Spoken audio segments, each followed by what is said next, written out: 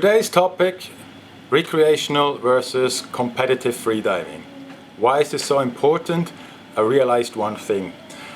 I keep a journal or like a diary of all the questions that we get in school regularly, our freedive school I'm talking about, or emails that we get in, or questions that I get asked as an instructor. I write them down and see like, okay, if they are always the same questions that are coming back to us, maybe we should talk about them. Then I realized like this list now has quite a few entries. We will talk about them one by one, or at least the interesting ones, or send me more questions. I realized one thing. It all comes down to this separation of recreational and competitive freediving, and in the AIDA 2 manual I also called it extreme freediving. We can discuss about that term. But basically the question is, what is the difference? Why is this important? And where is actually the line? Alright, let me make an illustration for you to explain that. At the basis of freediving is this big block of freedivers, let's call it recreational. So this is all of us. This is all the courses from beginner to advanced, master courses, instructor courses. This is someone who goes spearfishing. This is fun freediving. This is going for shootings and so on. This is the whole freediving community in its total. On top of that, we have a much smaller segment which we can call competition freediving. We can compare that with each other, like this is where you learn how to drive a car in the street with all the rules and regulations, and this is when you go on a racetrack where there is a different set of rules, different techniques used, but of course it depends that you are a well-trained driver already before you can go racing. Now, from these two things we actually don't see much. What we mainly see in general is this little tip of this pyramid. Let's call them the stars. So these are the guys that create fantastic videos, like everybody knows that is freediving, and now we go one step beyond. This is the stuff that people who are not freedivers, non-freedivers know as well.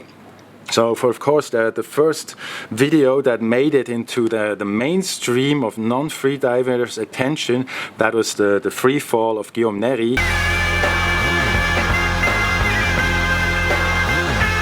Also like a little older still already is William Trowbridge's arch dive, millions of views.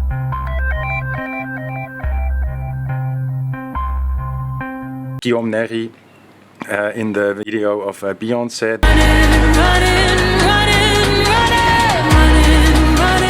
Sarah Campbell's 104-meter dive.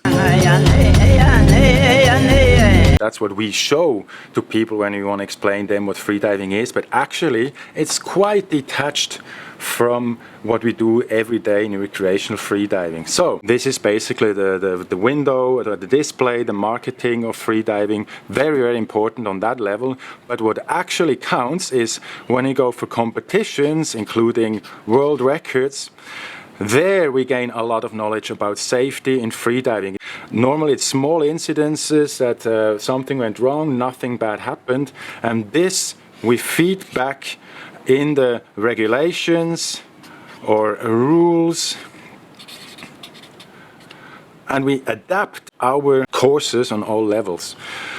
And from here up we actually provide the skills which are needed, so anybody who is down here in the recreational freediving area can, if you choose so, to become a competition freediver, become an athlete, and eventually, of course, have a hit and become a freediver that is gaining awareness outside the freedive community. So that's one thing that we always have to explain to non-freedivers, like, no, this is not what you what freediving is. What you see in the public view or in the public eye is simply always the same tip of the pyramid, and no one can be blamed that then they think this is freediving. The second reason why this distinction between recreational freediving and competition freediving is important is we as freedivers, we also watch the top guys doing their dives, and then we of course ask ourselves, do I need to do the same thing to become a better freediver like she just did on that video, or like he just did? And the answer is it depends.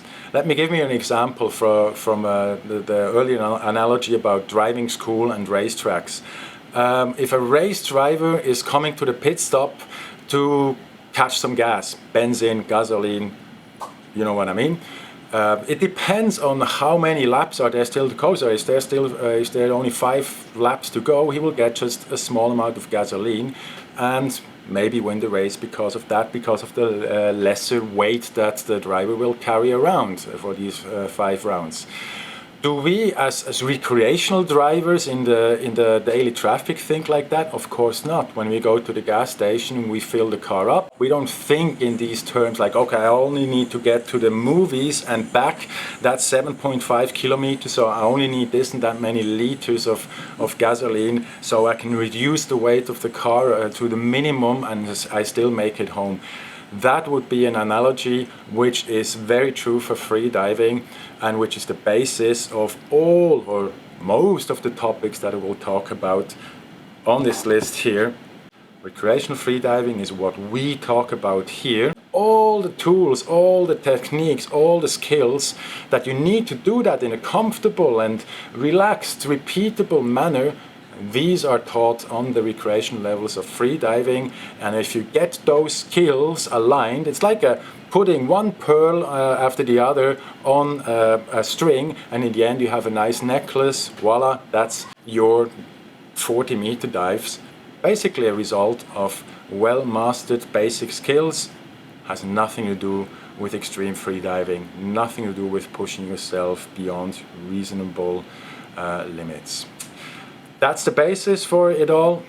We take it from here, and I will probably post one of these vlogs per week. I always aim for Wednesday. I hope it works out. See you soon back here